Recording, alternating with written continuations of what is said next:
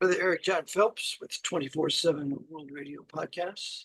Today on this beautiful July 1st, Tuesday, 2023.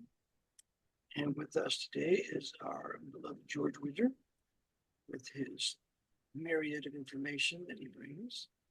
And so I never know what he's going to say, by the way. So usually it's a surprise. But Brother George, welcome to the podcast. Well, as always, Brother Eric, it's a pleasure to be on with you. Pleasure to have you. And so on this beautiful day, which is, we had a terrible storm here last night. It was really, really bad. Lots of rain. It was so bad I couldn't really go home last night. So I just slept on my massage table. But woke up this morning, got busy with things. And, lo and behold, we have a podcast now. So, Brother George, welcome to the podcast. Well, thank you for having me aboard. Okay, so what do you have for the listeners today? Well, before I get into my material, I would like to start with my scripture verse, which is Deuteronomy 23, verse 2. Deuteronomy 23, verse 2. And I'm sorry if the language is a little bit coarse. However, this is the word of God. A bastard shall not enter into the congregation of the Lord, even unto the 10th generation shall he not enter into the congregation of the Lord. Shall I read that again? Yeah, go ahead. I think it's very important because most people today don't know how serious it is to have children out of wedlock. Go ahead. Okay. A bastard shall not enter into the congregation of the Lord. Even to the 10th generation shall he not enter into the congregation of the Lord. Okay, so why do I bring this up? Well, I'm not going to get into impropriety or sin or anything like that, although I could.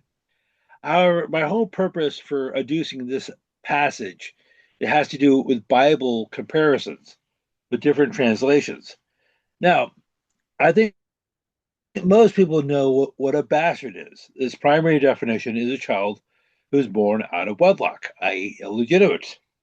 So most people really have no difficulty with that meaning. However, if you look at a more modern translation, such as the New International Version or NIV, it changes that to a child of a forbidden marriage. That's not right. And, okay, I suppose that works. No. Okay, Well, I suppose born that out could. of wedlock. Because you could, in that case, you could have somebody that's married, but the marriage is forbidden. I mean, the Bible's clear. Like a child born in marriage is not a bastard. So that's the wrong translation. Of course, they have a bunch of them in the NIV. But go ahead. Okay, so even if it were accurate, it has. Okay, a bastard is clear, direct, and to the point. That's right. Amen. And of course, this other way, in addition to being inaccurate, it adds 5 or 6 more words and probably like 8 or 9 more syllables. So the argument in favor of these more modern translations, such as the NIV, is supposed to be easier to understand. Now, you don't want to deal with that 17th century, Elizabethan gibberish. Let's update the language. Whereas this is a clear example where that's not the case. That's right. That's right, my brother.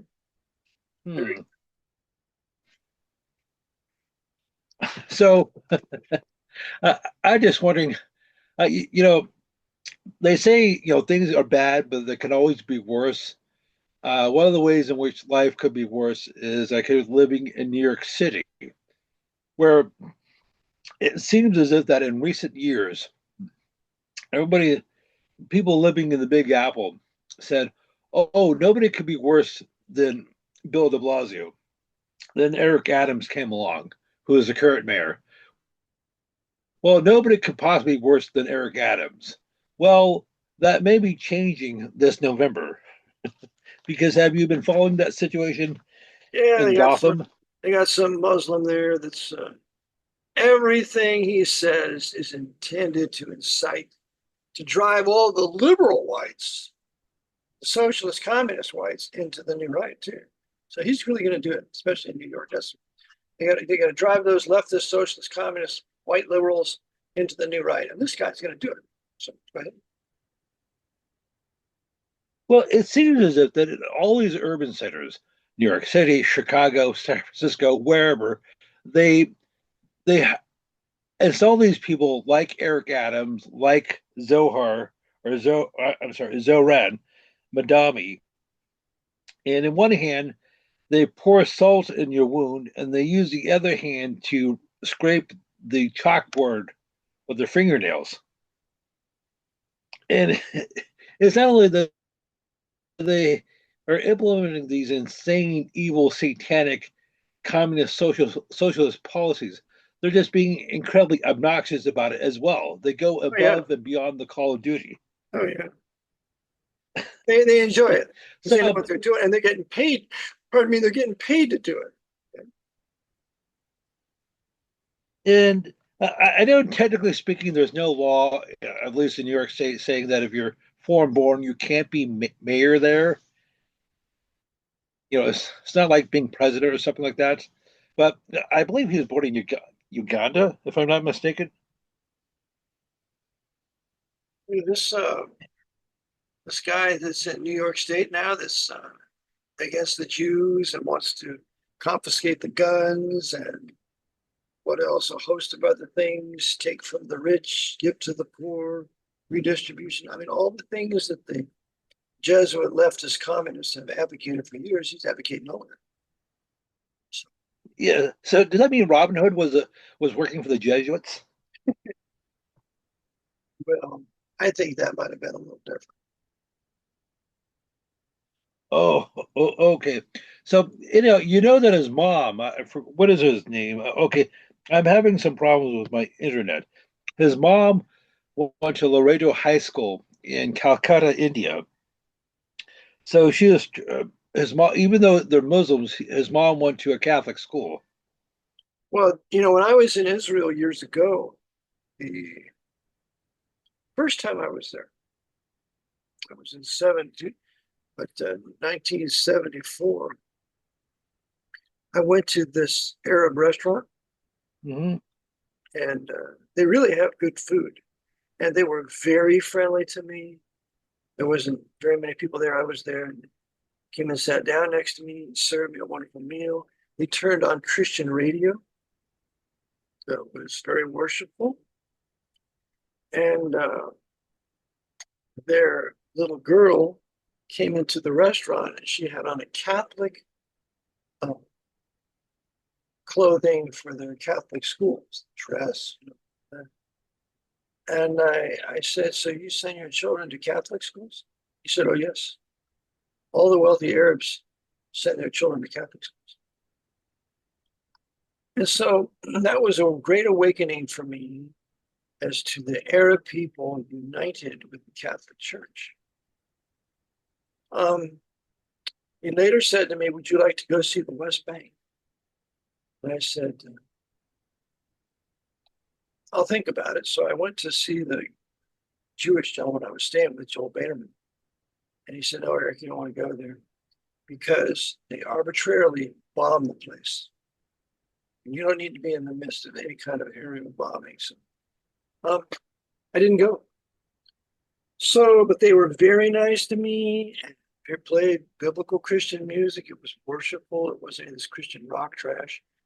And they served me a wonderful meal. And I thought, these dear people are being played by the Catholic Church to be against the Jew and their right to their lands. So that was just an experience I want to share with you, listeners. Oh, well, thank you for that little anecdote. Okay, so Mundabi's mother is Mira Nar. Now, Zohar was born on the 18th of October, 1991. So he's 33 years old. So during the election, he would be 34 years old. Now, his mother, Mira Nar, was born on the 15th of October, 1957. So she's 67, almost 68. And as I said, she went to Loreto Convent in, I guess, Calcutta. Yeah, Calcutta, India. So this is her second marriage. She's married to Mahmoud Bandani since 1991. But her first husband was Mitch Epstein. Mitch Epstein. You're kind of cutting out, George. You're Yes. breaking up. Okay, I'm sorry. Her first husband was Mitch Epstein. Well, he was a Jew. So, yes. So his whole family is mixed. Muslim, Hindu, Jewish, Catholic. So it's just one big soup. Out of confusion, just like he is. Knows nothing of America, knows nothing of American history, knows nothing of our rights, knows nothing of our greatness. He's just sent here by some Jesuit coadjutor to tear New York apart, to drive the wealthiest city in the country, the most powerful archdiocese in the country, into the new right. Because without all these leftist Roman Catholics, Biden wouldn't be in office past. There wouldn't have been a real race. They would, of course, I think New York was given to Kamala, and that would have not happened had it not been for these leftist, socialist, communist, white Roman Catholics in New York City. So, because New York City carried the vote. Anyway, go ahead, George. Oh, okay. And by the way, before I forget, I meant to mention this at the beginning of the stream. To our friends north of the border, a happy Canada Day. Oh, is today Canada Day? July the 1st. This is basically their 4th of July. I see. Very good. Just hold it for a second, George. I want to pause for a minute. So I'm just going to hold for a second. I'll be right back. So go ahead, George. Okay, so for our friends north of the border, I just want to wish a happy Canada Day. Well, wonderful. I do too. I think Canada should be for the Canadians. Canadians is essentially a white country that was primarily Protestant. It should be for them. And you have white Roman Catholics in Quebec and a few other places. But then you have all the alien invaders and the Sikhs and the Muslims and all of them have come in there, thanks to the filthy Jesuit order in destroying historic white Protestant nation of Canada, like they're doing it here, like they've done in South Africa, Odysee in England, everywhere else they're doing it. So anyway, happy Canada Day for all you native Canadians. I know there's some black native Canadians for you too, but all these aliens, they're wrecking your country and you better do something about it before you lose it or before you are absorbed into the American empire with an Anschluss, as Hitler did to Austria in 1938. So happy Canada Day. Go ahead, brother. Well, for a long time, Toronto, Ontario, had a reputation for being a beautiful, safe, modern, safe city. It was like the envy of North America. Right, it was a beautiful But, place. well, not so much in recent years because their crime is increasing. It's not quite as bad as, say, Chicago or, say, New York City, Well, they brought but in it's getting there. they brought in the savage blacks into Toronto and do what they do best, commit crime everywhere. So that's what's happened. Ah, That's why the Jesuits have well, weaponized the blacks to bringing them into historic white Protestant countries and cities to commit crime everywhere, to destroy the whites, to weaken the whites, to ultimately drive them into the new right. Because Canada is going into new right, just like Europe's going into new right. Go ahead. okay. Well, I know this happened a few months ago, so I'm sorry for not bringing it up sooner. But I guess 3 months ago or so, in early April, there was a massive ice storm in Ontario, and that happens. But it destroyed something like 3% of the vehicles in Ontario. And it turns out, for most people who suffer this damage, their insurance wouldn't cover it. So I'm not saying that was an act of weather warfare, but you never know. So are they trying to get people out of cars in Canada? Sure, it's like they are here. You see all these people riding their bikes now? They have their electric bikes. I see more and more of them. Try. I used to follow Stuart McBurney years ago. And one of the things he said was the government wants to take us out of our cars. That was back in the 90s. I took my little boys to see him. But of course, it's what they want. Ah, so they have these extreme events, the ice storm up in Canada a few months ago, the hurricanes in southeast, last autumn. They want to do everything they can to get people out of their vehicles and out of the country and into the cities. That's right. That's why FDR had his New Deal. That's why the Jesuits back in the New Deal resulted in the American farmers having to leave their farms because they were bankrupt and they went into the cities. And then the big corporations bought up the farms, and this was the beginning of centralized corporate farming. Yeah. That's also a plank of the manifesto of workforces, large workforces. Best place to have them in the major cities. Um, and the okay, so this is something they've been doing for well over 100 years. Because as I mentioned to you before, back in the year 1900, so 125 years ago, roughly 80% of the Russians lived on farms, 4 out of 5. So one of the major goals for the Bolsheviks when they came to power 1917, 1918, or 1918 or thereabouts, was to get the serfs off the land and into cities. They wanted to move them to move to places like Moscow and, well, Petrograd, later Leningrad, and Minsk and places like that. So the state would take over farming. Now, this took place over the course of several decades. And they're trying to do That's right. Joseph Stalin had his collective farms. People didn't own them. They had to work on them. They had the 5-year plans. That's right. You got to move people off their land and the ability to have their own food before you can conquer them. And what they did in Russia in the 1918, early 20s is what they pulled here in the 1930s. um, and of course, they had to make several I, I know that the term demographic or demographics bothers you, but they had to do that. So, They had to change the racial makeup. That's what they did. Yeah. It's, Laura Ingraham wants to say demographics, not the demographics. It's the racial makeup. It's like the word race cannot be said. That's what it is. Right? well, so in addition to getting the people off the land, they wanted to get the mother, the wife, out of the home because almost all women in 1900 in Russia were at home. Yes, you had a few who were nurses and teachers and things like that. By and large, they were homemakers. And Russians, like most traditional agrarian cultures, had large families. They'd have 5 or 6 children, sometimes at least 10. So they want to do they need to do several things. One, get the woman out of the home, get her to college, train her to be a doctor, lawyer, engineer, whatever. So she men and women. she can fornicate with the other men that she's working with. That's why. Okay. Well, further weaken marriage. But go ahead. okay. So they wanted to reduce the size of the family. So they had gone from saying having half a dozen children to say basically 1 or 2. And I know we've covered this material.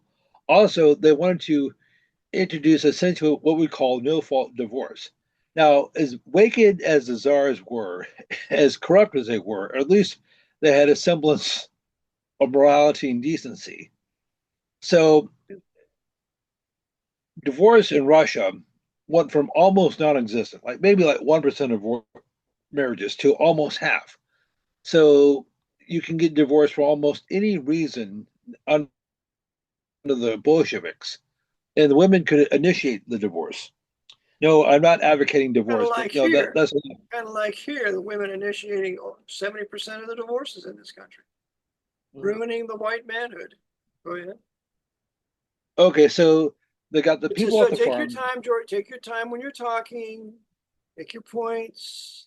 Okay, go ahead.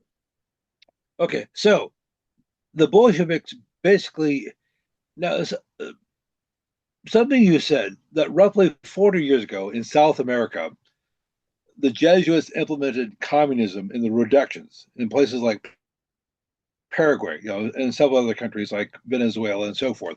So they did that in the 17th and 18th centuries. So then they had to repackage it in the 19th century to make it appear non-Catholic. They used puppets like Marx and Engels. Now, Marx was Jewish and Engels was an apostate Lutheran, but both of them were high-level Freemasons. And then they tried it out in various places in the 19th century, like Paris in 1848 and other places. So that On happened. Second French Revolution in 1848 in Paris. yes, okay, yes, but then they didn't roll it out again until the early 20th century on a large scale in places like Russia, and then it was spread to other countries like China and Cuba and so forth. But so they, I don't have definitive proof, but the Jesuits were basically the authors of the feminist movement, or at least the modern one, going back to the 1960s. No doubt, sure. Now, I'm not sure how they involved with the 19th century, like the suffragette movement with Susan B. Anthony and Elizabeth Cady Stanton, but I'm sure they were somehow, probably through Freemasonry. I'm just guessing. And But I know, that was part of the women's suffrage movement too. That was Jesuitical and Masonic, because women don't belong voting.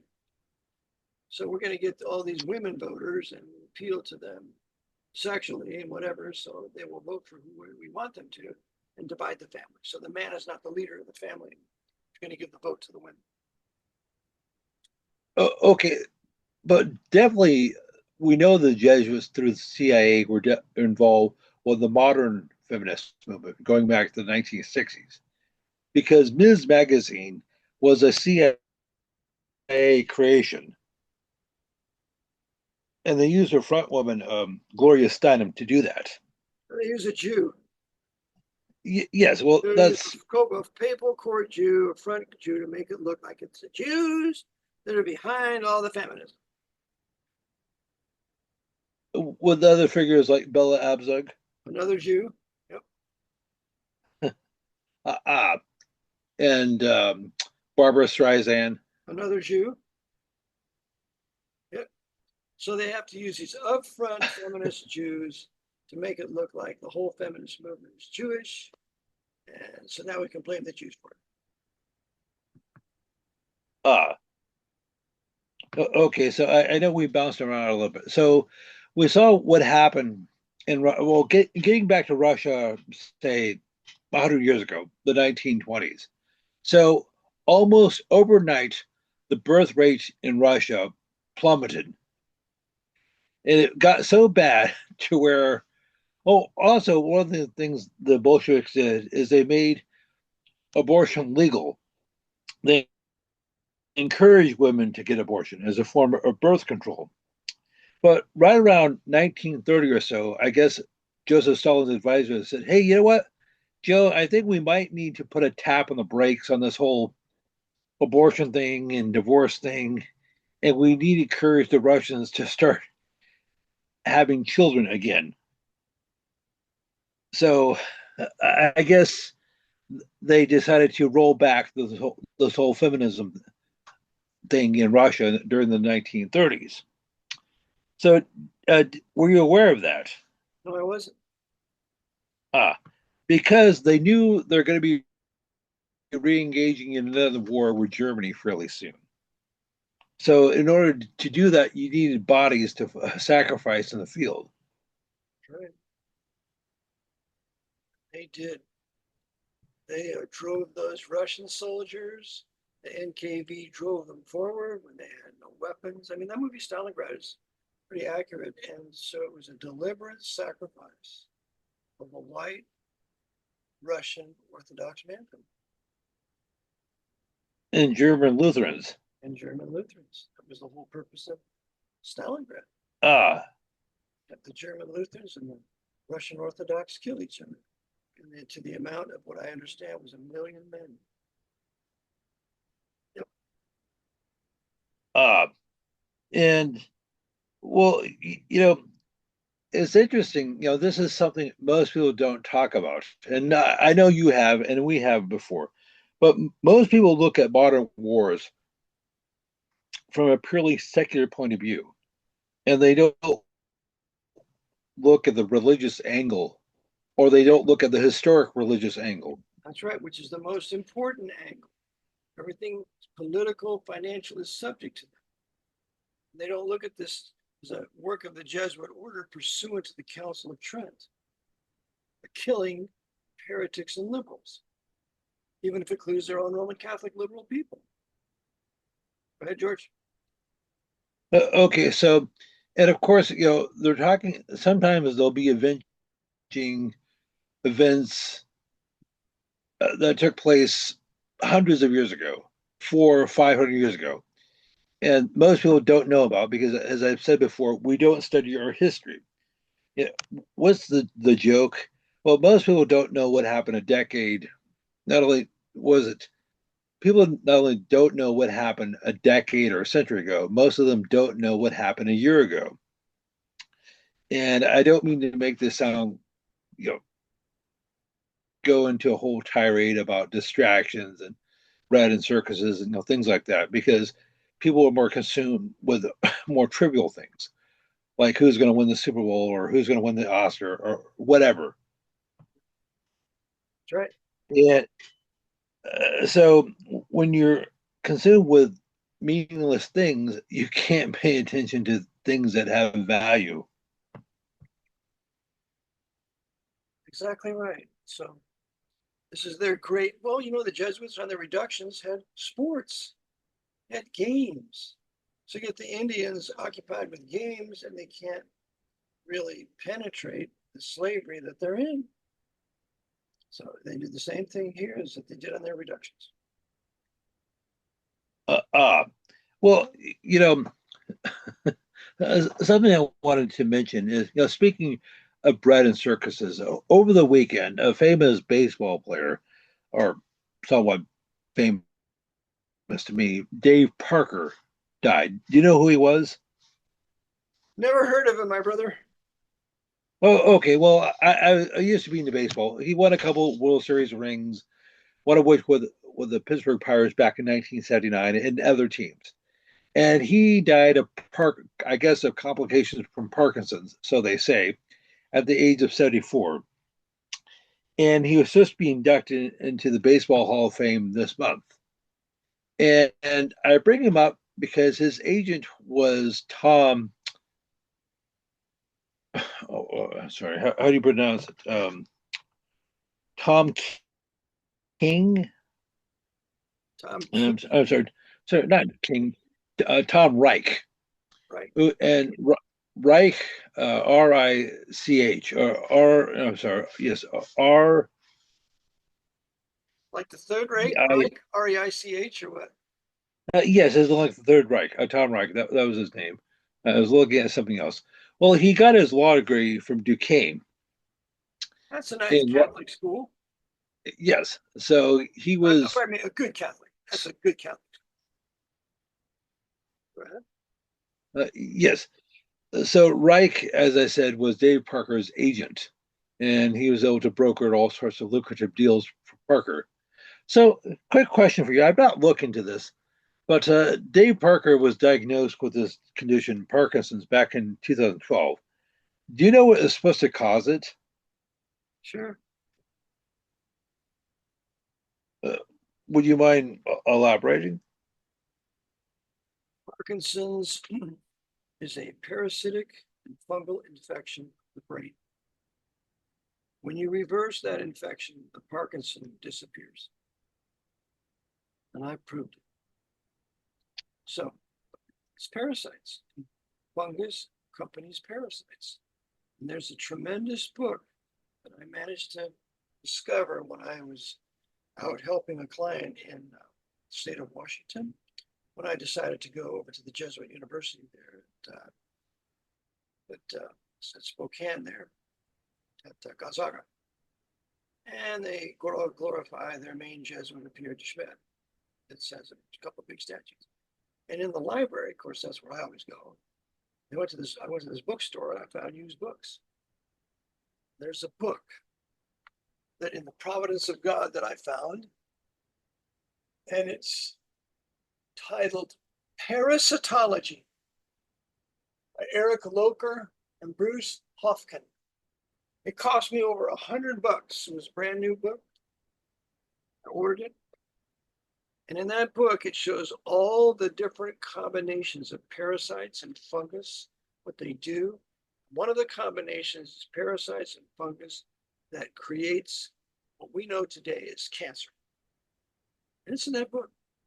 And it's a very erudite, high-level scientific book that is for someone who's serious about the subject. And I would recommend the listener get it if they want to see the fact of what the Jesuits have mastered in their parasitology, which is the foundation for their cancer industry. And not only that, but for their Parkinson's industry or for their Lou Gehrig's industry.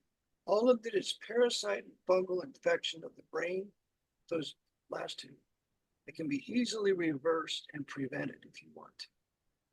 I take fenbenzanol and ivermectin on and off for a week at a time, one then the other and the other. I take black walnut.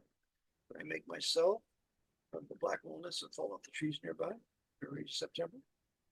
And keep the parasites killed down. Keep the parasites killed down, you're not going to get these diseases.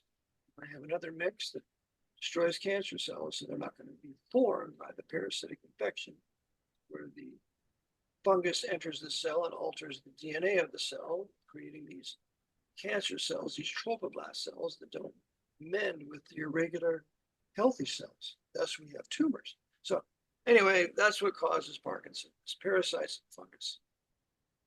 Okay, what about Alzheimer's and Same exact thing. dementia? Same thing.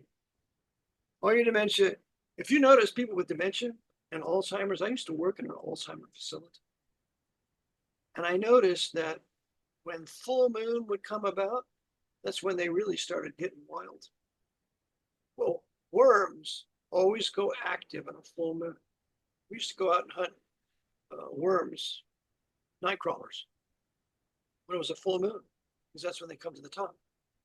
They get real active. Well, when you're full of worms and parasites and full moon comes along, you really start to get worse.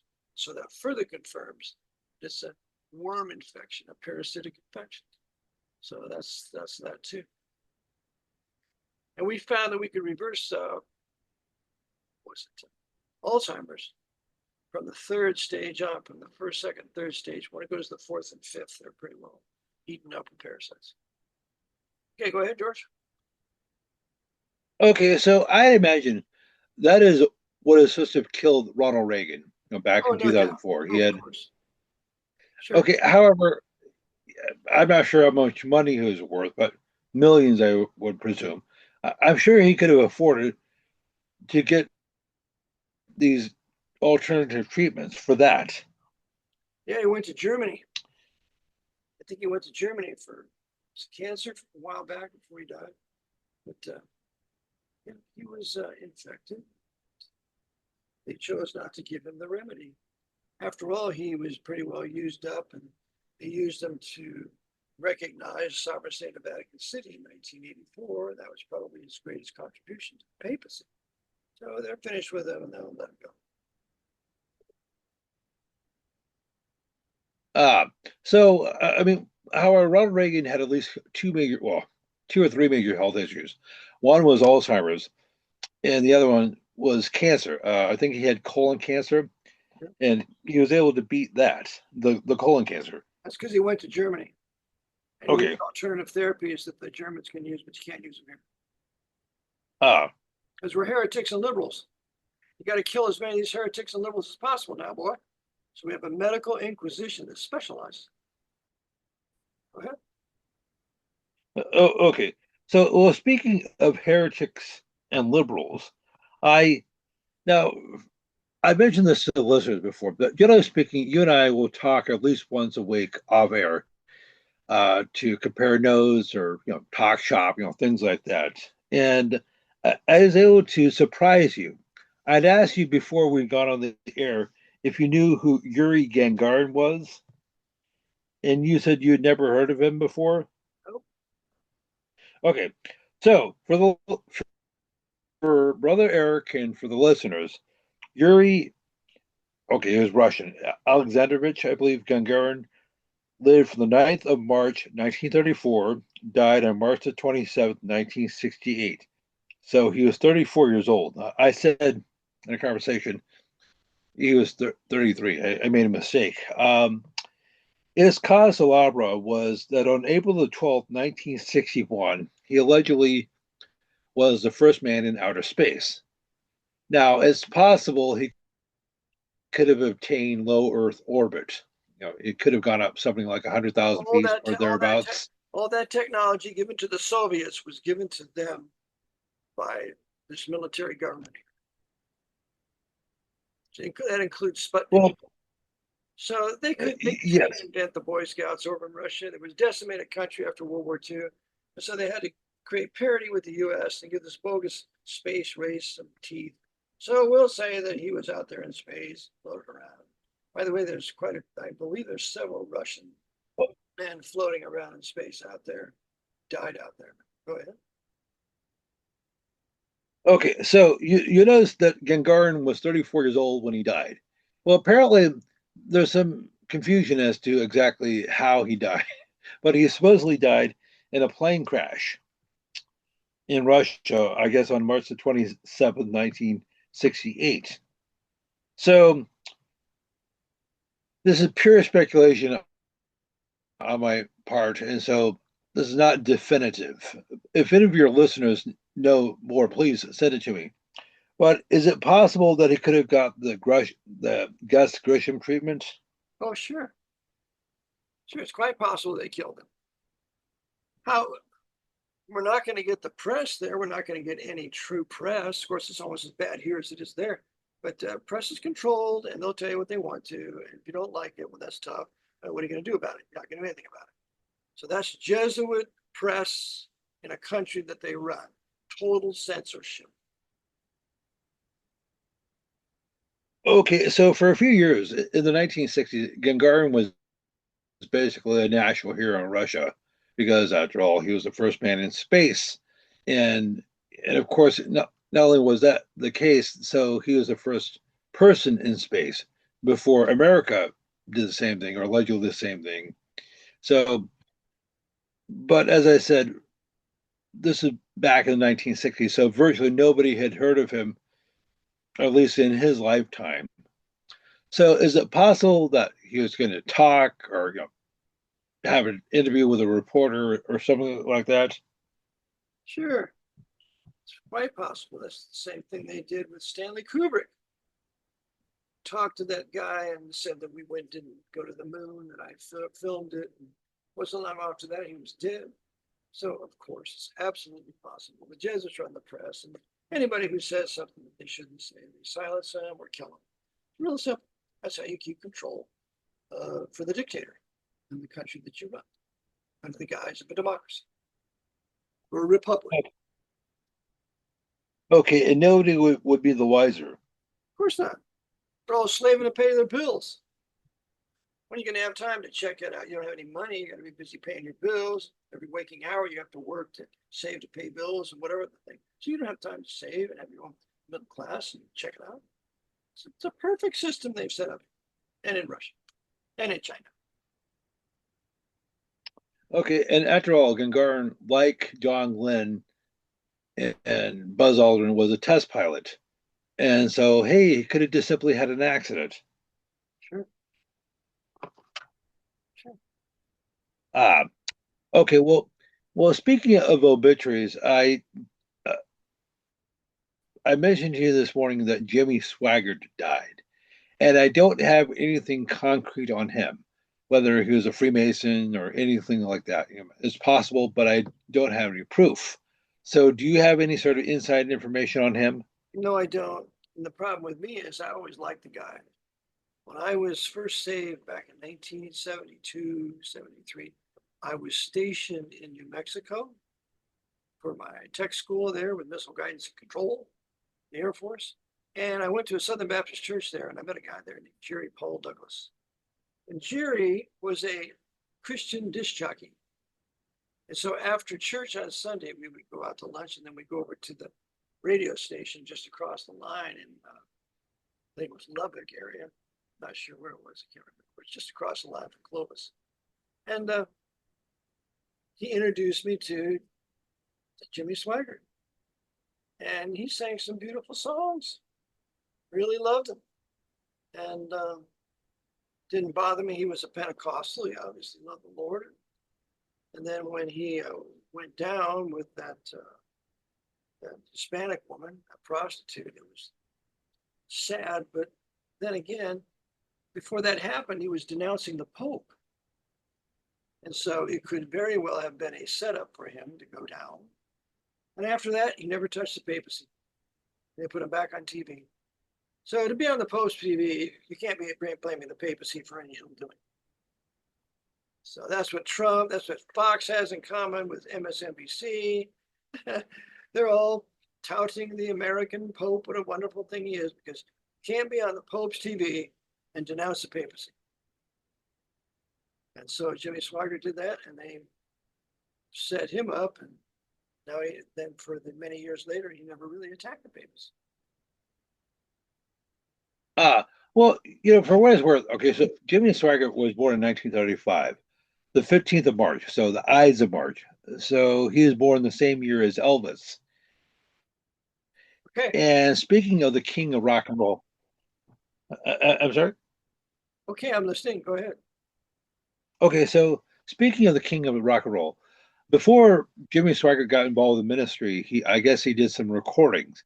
And Sam Phillips of Sun Records, the same company that signed Elvis, was interested in signing Jimmy Swaggart to do, I guess, Southern gospel recordings. This is back in the 1950s.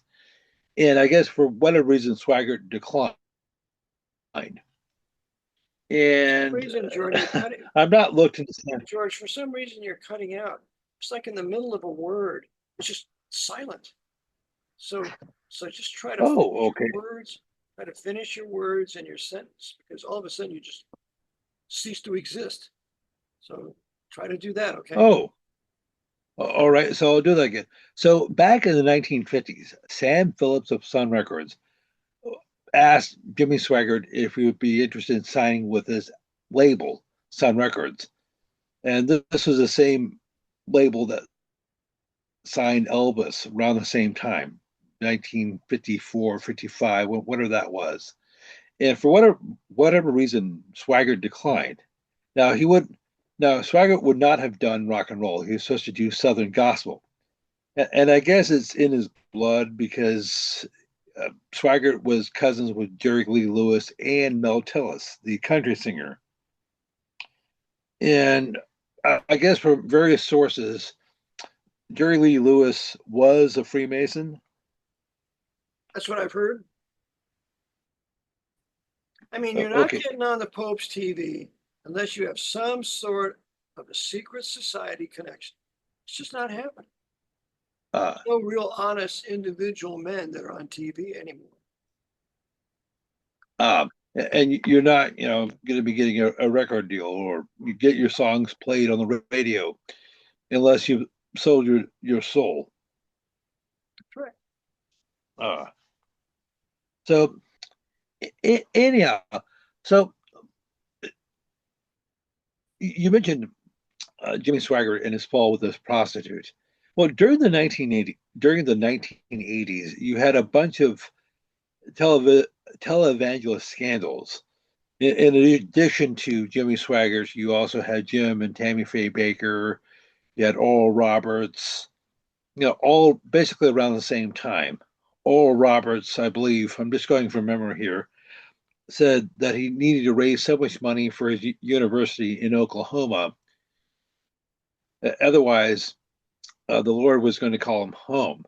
I guess according to Roberts, or Roberts, he saw a 50-foot image of Jesus. Yeah. We all laughed when we heard that one. We thought that was just hilarious. But what's not hilarious is how many people believed it. and then gave him more money. This Uh, man was a millionaire. Millionaire Pentecostals like Kenneth Copeland and others. Yeah, go ahead. so I think the Jesuits used figures like Oral Roberts and Jim Baker to give Christianity a black eye, Of course. That's right. to Especially when basically you got Tammy Faye there. and to basically to besmirch the whole movement. Sure. You know, so millions of people probably concluded that they're all a bunch of these ministers are all a bunch of charlatans and grifters, and why should I, not give them any money, but why should I bother going to church and and doing, reading the Bible or be a Christian? And there's a whole bunch of other people. You mentioned Ken Copeland, but you had Benny Hinn, the late Paul Crouch, and Paul figures Crouch, like yeah, I that. remember that video. And for those of you who say evil of me, or what, you're gonna get. It was hilarious. Yeah. Uh-huh. It was just Well, well, speaking of Benny Hinn, I know that he's had at least one papal audience, as Kenneth Copeland. Oh, Kenneth Copeland had a papal audience. Good for him. He's the one that said Yes, I we're believe with bringing the church back to the bringing the us coming back to Holy Mother Church. That was Kenneth Copeland. well, Typical for the whole Masonic design to bring all the Protestant churches, Baptist churches, back to Rome. uh, so almost all these televangelists, they've Freemasons, they've met with at least one of the popes at least once, and so they're tipping their hands as to whom they actually serve. Now, I did, you mentioned this earlier, back in the 1970s when you were in the Air Force. But do you listen to so-called Christian radio today? Well, I don't listen to it because it's rock and roll Christian music, and so I refuse to listen to it. Get rid of the Okay, drums. I don't want to hear the drums or any of that. okay. I'm not talking about the so-called music. I'm talking about the ministries, the radio programs, John MacArthur or Greg Laurie or whoever is popular these Yeah, days. I've listened to John MacArthur, but he's departed from the Reformation Bible. Even though he won his case with regard to COVID and refused to shut down his church, which I do admire, he has departed from the Reformation Bible. Okay, well, I have a confession to make, Father Eric. About Yes, 25 years ago, so yes, my son. around the turn of the 21st century. Okay, so around the turn of the 21st century, late 1990s, early 21st century, I used to like to listen to Christian radio on a somewhat regular basis, and I would listen to Charles Stanley and James Dobson, Focus of the Family, and was a glaring exceptions. It was all pretty much the same. It was vanilla, innocuous, pop psychology stuff like how to love your wife better or how to treat your children. Yep. And some of it, I wasn't say didn't have any value, but they might throw in a Bible verse here and there out of context from the NIV, but there's no conviction. And I guess the papacy and the Jesuits didn't exist. They So, surely didn't want them. They didn't want you to know they existed. And that's my beef with most of these Protestants and Baptist ministers, whether they're on the radio or not. They dare not touch the Jesuit. But maybe Chris Pinto's new DVD he released, American Jesuits, maybe they'll start to watch it and realize that what he said is absolutely true. I offer it. I offer it to my students to take my class, my advanced class. It's a wonderful DVD. And hopefully the ministers of the gospel will wake up to this military order. It's on the verge of destroying the American empire. uh, so, and I remember listening to so-called Christian radio, and something that was probably just as bad were the brick and mortar Christian bookshops back when they existed. I guess one of the major chains that used to exist in physical form was Berean, and I know they had a store in the Sacramento area like around 2000 or so. Almost everything is online these days, but that's besides the point. And I remember basically it was the same thing going to these bookstores as listening to so-called Christian radio. It was fluff and puff. Yep. You can get VeggieTales and trinkets and NIV Bibles and like pop psycho pop psychology stuff, but there's virtually no theology. You might get a few King James Bible in the back that are covered in dust, and you had to ask for those. I said, "Hey, do you carry the 1611 authorized version?" Well, keep your voice down. Don't tell anybody this, but yes, we do. And please don't advertise it. When I was No, stationed in, when I was stationed in, let me see, Denver, I used to go over to the Baptist seminary there in Denver and go through their bookstore, which I thoroughly enjoyed. Leave with a bundle of books, going back to the base of Lowry. But they had great books, wonderful books for sale. Now I can hardly find them. well, something we've discussed is the dumbing down of the American society, and you could say the whole world. And that's a whole conversation in and of itself. But not only are they dumbing down society with their language and ebonics and all that sort of stuff, they're Yep. dumbing down Christianity. And I know that may sound as if I'm on a rant, and okay, because it could have something to do with the fact that I am. But one of the major problems, and I just made reference to this a moment ago, was something that was popular like 20, 25 years ago were VeggieTales. Are you familiar with those? No, I'm not. What do you call them again, George? VeggieTales, vegetables, but they're tails. So these are cartoons, and they're tailored towards children, and they're supposed to teach them biblical stories like the Noah's Ark and David and Goliath and things like that. And that one of the problems I have with cartoons of any types is they infantilize people. So people who are say 2 years old remain 2 years old, whether they're 25 or 50 years old.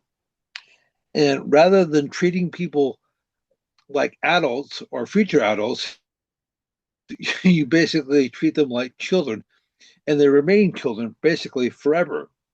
That's when And you're U.S. citizen, enemy belligerent, living on the land deemed occupied territory in a state that's deemed a conquered territory, and they're unfit for responsible citizenship. They're children, and that's how we're treated every day. okay, and this is something I've discussed before, but the Jesuits realizes so they are the king of the cartoons, and I'm not being facetious when I say that. So, who are the major cartoon producers, at least in the United States, throughout the 20th century? Well, you have the Freemasonic Jewish Warner Brothers, Jack Warner, who was B'nai B'rith, and you had Walt Disney, who was also, well, he wasn't B'nai B'rith, but he was Jacques de Molay. Yep. His brother was a member, I believe, of the Order of Knights of St. Gregory. Disney's brother was Knights of St. Gregory.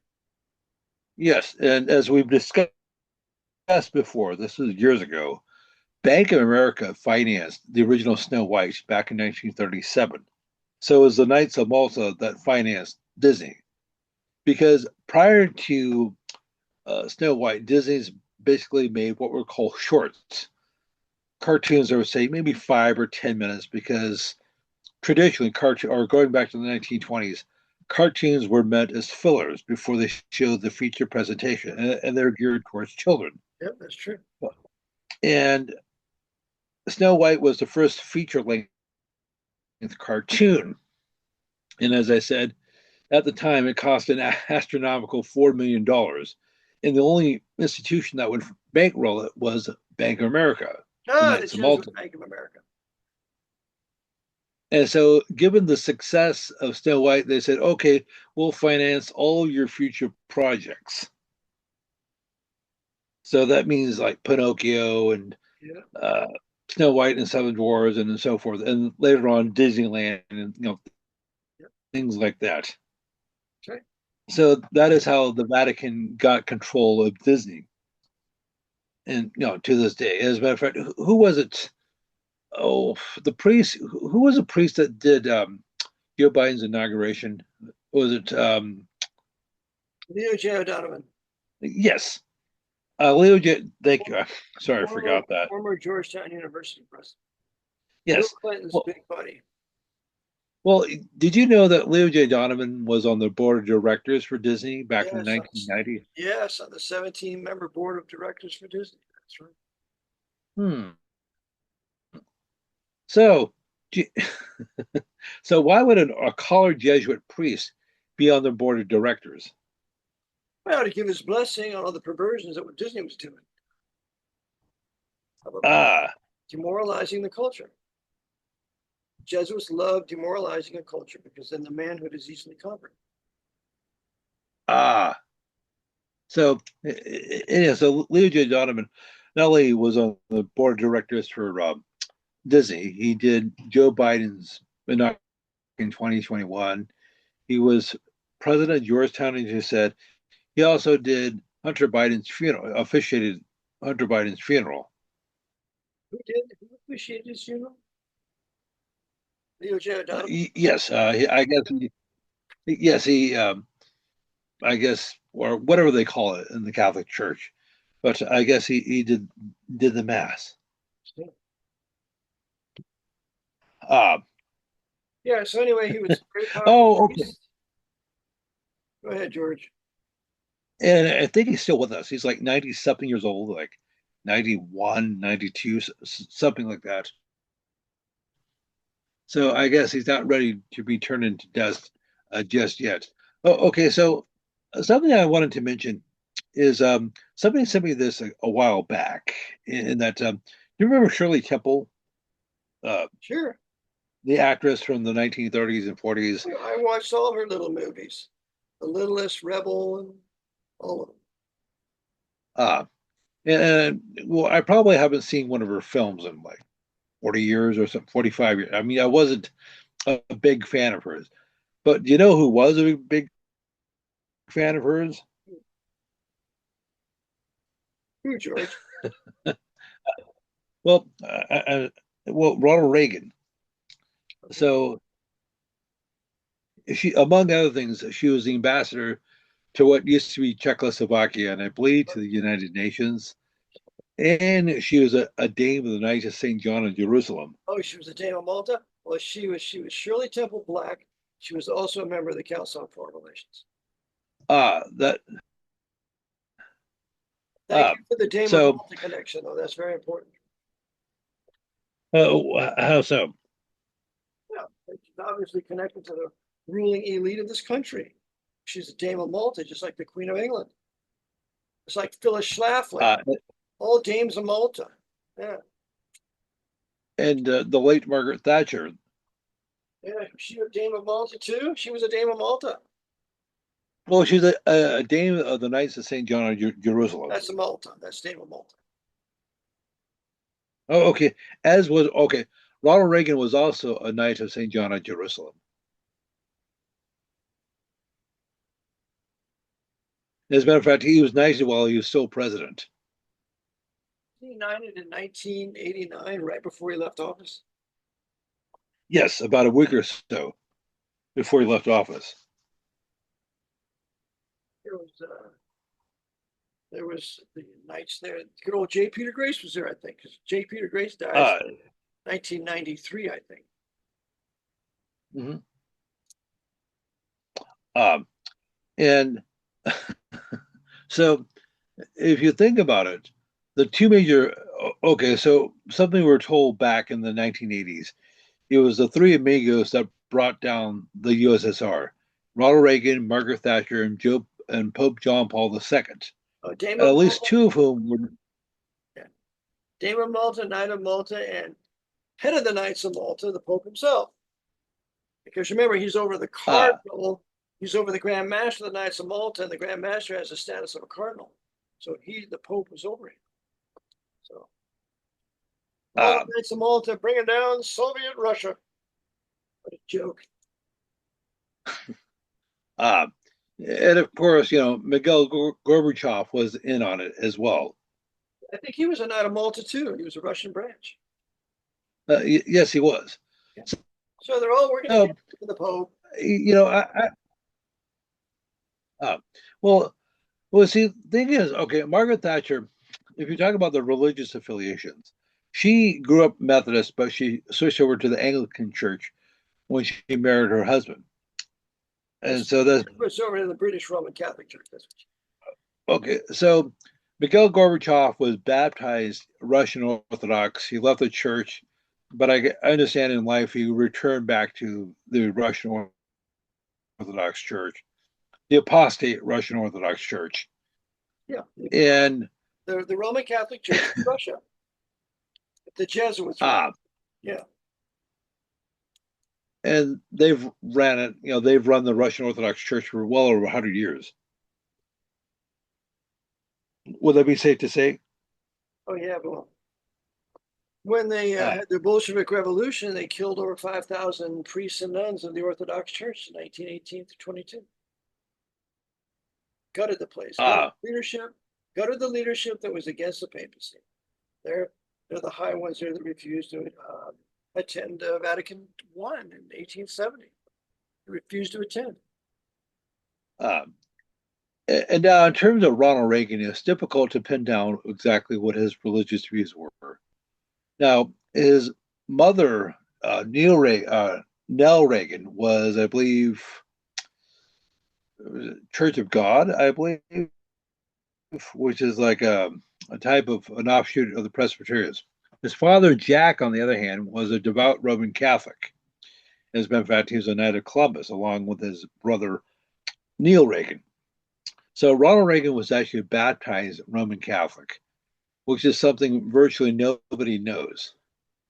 So he grew up in a mixed marriage, Catholic Protestant. And Ronald was baptized a Roman Catholic. correct.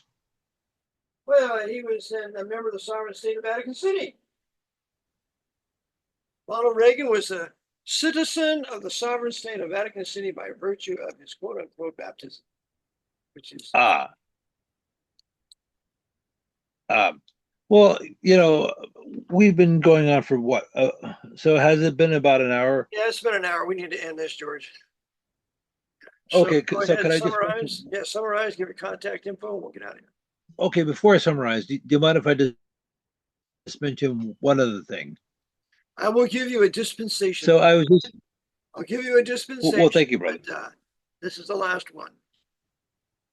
Oh, okay, so a week ago last Friday, so I guess in June, I was reading a letter to the editor of my local paper, and it was by Mark Sloan, MD. And he was saying that for those of you who just graduated from high school, I'd just like to congratulate you. And you can now make your own decisions. And unfortunately, many of your parents may have fallen for this anti vaccine nonsense.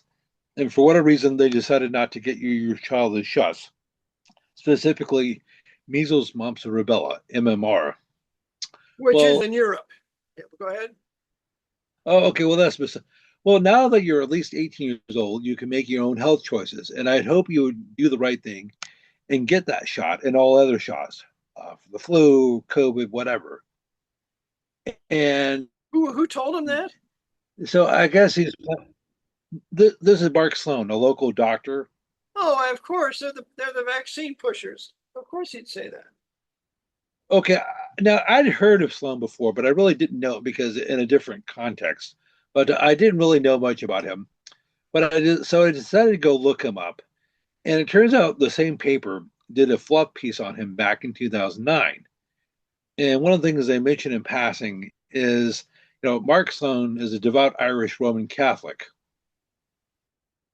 Or aren't they all devout? Well, Aren't they all good Catholics and devout Catholics, even though they don't go to church? They're still devout. well, I suppose. So I guess Sloan was, playing the good cop. Is that for several years ago, they're using their heavy-handed approach to saying, we're going to fire you, or we're not going to let you travel or go to a restaurant or whatever unless you get the shot. Now they say, oh, hey, we're not telling you to get it. We're just suggesting you do it because, as you know, after all, it's safe and effective. It's like, yes, sure, makes perfect sense. They're destroying this culture, and the professionals are busy doing it. Well, okay, if I could just make, I know this is my last point. If I could make a couple of observations. Something they've been saying for years, 20 plus years, is MMR shots, measles, mumps, and rubella, does not cause autism. And, there have been numerous studies, they say, that prove this. Oh, really? So people who develop symptoms of autism usually start showing signs around the age of 2 or so, right after they get their MMR shots. Now, I realize the timing is purely coincidental. Oh, it's Now, all some, coincidence, George. Come on now. It's either a uh, coincidence or it's a conspiracy.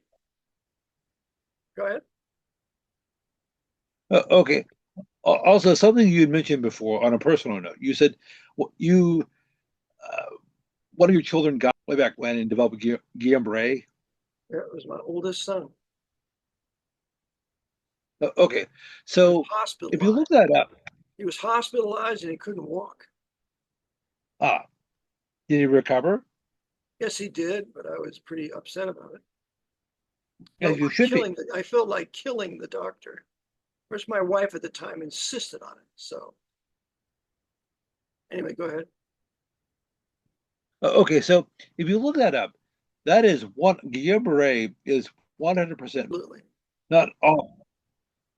So you cannot get this condition unless you get the. Right. So, My but other I thought son, these shots they were gave supposed him to be. my other son, they gave him his brain swelled. We had to take him to the hospital too. So of course the wife wanted that. That was a bad time for me, but that's what they did to both of my sons. Ah, Do at the time. Go ahead. okay. So people who don't get any type, you don't get Guillain-Barré, Yeah. or Mm-hmm. Two sons. well, thank God for that. And of course, I presume they survived. They're doing fine. Ah, okay. So anyhow, that was my last point. So shall I give my contact information? Yes, please do, George. So if people have any questions, comments, concerns, critiques, please email me at georgewidger1969 at gmail.com. That's GEORWIDWIDGER 1969 at gmail.com. Also, if you like to send me something, a story, video, whatever, please do so because I always there's only so much information I have access to, and I might learn something new. Also, please tell me a little bit about yourself. Where you're emailing me from, or whatever, if you could. All right, Brother George, thank you for being with me and the listeners today. I have a book, Vatican Assassins, Wounded in the House of My Friends. My website, vaticanassassins.org. The CD, nice volume for your library with lots of good information. And go to vaticanassassins.org. You go to 24/7 More Rating. You can order my broadcasts there over the last 12 years. Because that you would like to do that. And then I have other things that I offer there also, my private citizenship courses, my tax course, things that will be very helpful to you, especially the tax course, helping you to avoid the heavy progressive socialist communist direct uniform income tax here. It's financing the military industrial complex around the world for the benefit of the Pope. So I think if it's voluntary, you need to not volunteer. So I teach my tax class and other things that you might find of interest. So please send your donation to RBT, PO Box 306, Lewistown, Pennsylvania 17073, or send it to Cash App at Eric, ERIC, John, JON, Phelps, PHELPS, or you can send a donation to PayPal, rbpb donate at Comcast.net.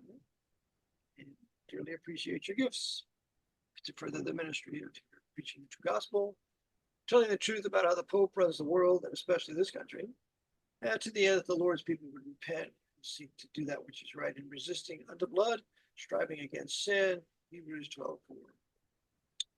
So, again, thank you for tuning in. May the Lord bless you to do his will according to his word. AV 1611, Reformation English Bible. Pray for Brother George and myself 2 minutes a day. This we greatly appreciate. So next time we meet, Maranatha, Lord bless.